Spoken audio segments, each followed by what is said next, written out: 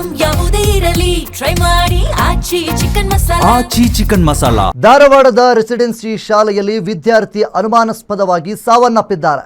ಅಂಚನಮನೆ residential ಶಾಲೆಯಲ್ಲಿ ನೇಣಿಗೆ ಶರಣಾದ ವಿದ್ಯಾರ್ಥಿ ನೇಣು ಹಾಕಿಕೊಂಡಿರುವ ಸ್ಥಿತಿಯಲ್ಲಿ ವಿದ್ಯಾರ್ಥಿಯ ಮೃತದೇಹ ಪತ್ತೆಯಾಗಿದೆ.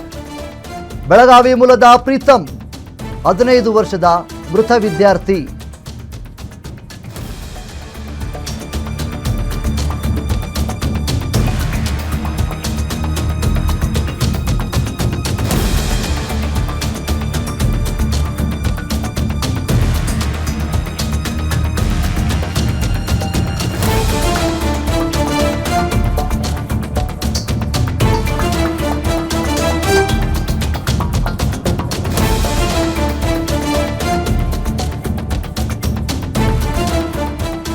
ಧಾರವಾಡದ ರೆಸಿಡೆನ್ಸಿ ಶಾಲೆಯಲ್ಲಿ ವಿದ್ಯಾರ್ಥಿ ಅನುಮಾನಾಸ್ಪದವಾಗಿ ಸಾವನ್ನಪ್ಪಿದ್ದಾರೆ.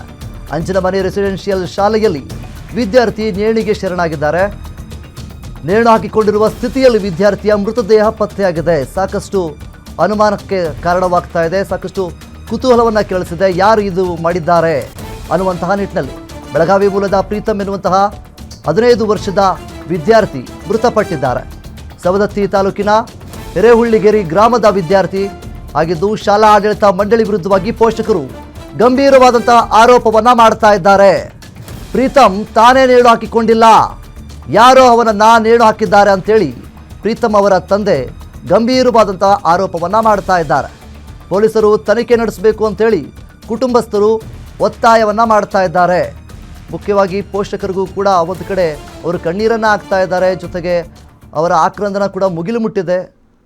ಕೇವಲ 15 ವರ್ಷದ ಬಾಲಕ ಪ್ರೀತಮ್ ನೇಣು ಹಾಕಿಕೊಂಡಿರುವಂಥದ್ದು ಸಾಕಷ್ಟು ಅನುಮಾನಗಳಿಗೆ ಕಾರಣವಾಗ್ತಾ ಇದೆ. ಸಾಕಷ್ಟು ಕ್ವೆಶನ್ಗಳನ್ನು ಕೂಡ ಹುಟ್ಟಿಸ್ತಾ ಇದೆ.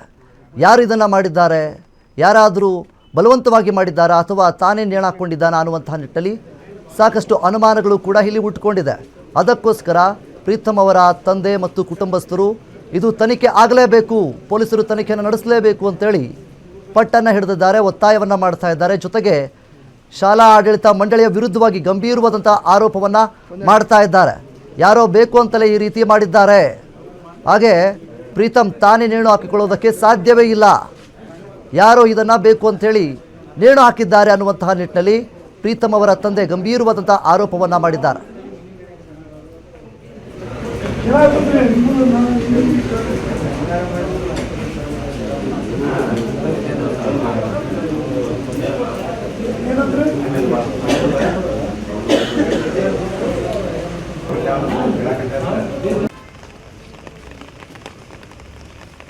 ಎಷ್ಟು ಬಂದ್ರಿ ಮಕ್ಕಳು? ಮುಗೀತ್ರಿ, ಜೀವನಾನ ಮುಗೀತು. ಒಬ್ಬರು ಮುಂಚೆ ಜಗಳ ಈ ಹುಡುಗರು ಹಂಗೆ ಕಾಮಿಡಿ ಮಾಡಿದ್ವು ಅಂತ್ರಿ. ಅದು ಹೇಳಿ ನಾವು ಪಾಪ ಹೋಗಿ ಏನೋ ಕೊಡಕ್ಕೆ ಹೋಗಿದ್ರಿ, ಅವಾಗ ಹೇಳಿ ಬಂದಾರ್ರಿ. ಆಮೇಲೆ ಇವತ್ತೇನು ಹೇಳಿಲ್ಲ ನಿಮ್ಗೆ? ಇವತ್ತು ಏನಿಲ್ರಿ, ಆರಾಮ್ ಮತ್ತೆ 4-5 ದಿವಸ ಆತ್ರಿ. ಈಗ ಏನಿನ್ ಬಿಟ್ಟಾರ್ರಿ ಇಲ್ಲಿ. ಹ್ಞೂ ರೀ, ಈಗ ಅಲ್ಲಿ ಮಕ್ಕಳು ಕೇಳಿರ ಅವ್ರು ಹೇಳಿದಾಗ ಗೊತ್ತು. ನಮ್ಮ ಹುಡುಗಂತೂ ಹಂಗೆ ಮಾಡ್ಕೊಳ್ಳುವಂಥ ಹುಡುಗಂತೂ ಅಲ್ರಿ. ಅದು ಧೈರ್ಯ ಭಾಳ ಐತ್ರಿ ಹುಡುಗ. ಯಾರು ಏನಾರ ಹಂಗೆ ಮಾಡ್ಕೊಂಡಾರ ಅಂದ್ರೂ ಈಗ ಬೇರೆ. ಎಷ್ಟು ಬಂದ್ರಿ ಮಕ್ಕಳು?